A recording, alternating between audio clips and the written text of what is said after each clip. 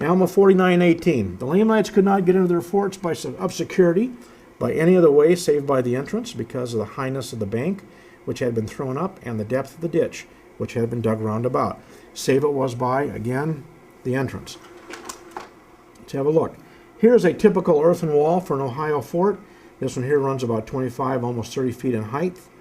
My friend Ernie there stands 6'3", and here we are in front of the wall, again to show size. This at one time had a ditch around it where we're standing.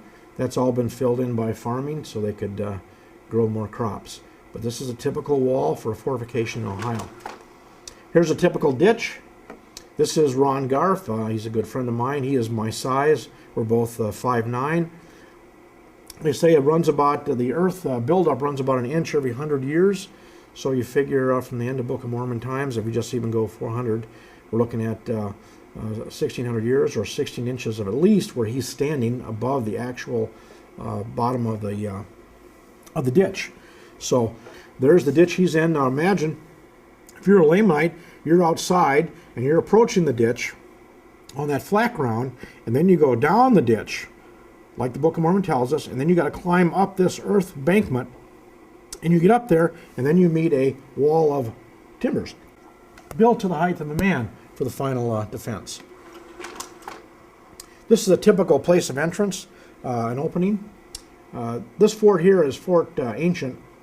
It was so large that Highway 360 for the state of Ohio comes in the west gate and goes out the east gate, or vice versa. It runs through the whole fort. And as you can see here, the width of it and the gate here runs about 25 feet on both sides. Here's another shot of a fort. The people who jog there use the top of the wall for a jogging path.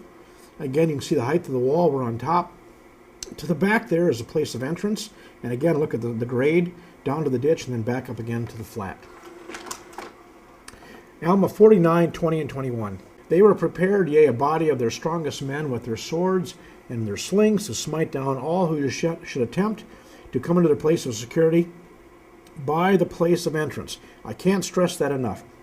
The Lamanites brought up their armies before the place of entrance, but they were slain with an immense slaughter. Okay, let's take a look at this place of entrance. This is a typical fort. This again is one of those places of resorts. This is not the common one. This is the one that's built between the small forts. They'd find an elevated hill. They'd use the natural slopes. So this is a raised fortification. This is of earth and stone.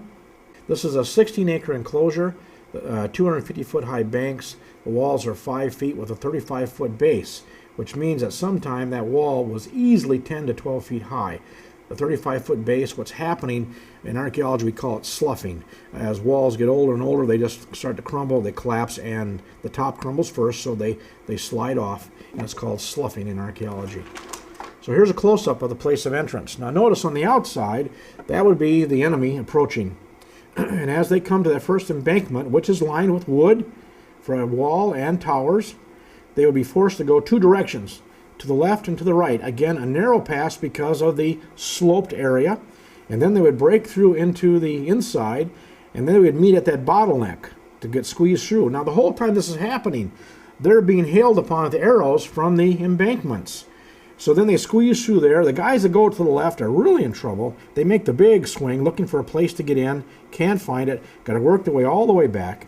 And now they, again, make that turn to the right, and they come through these two long parallel panels.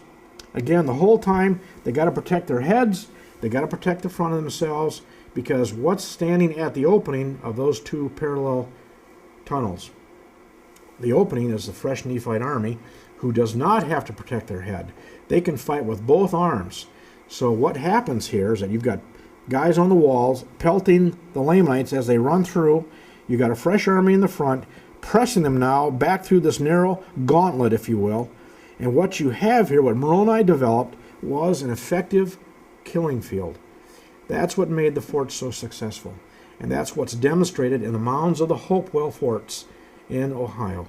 And there it is.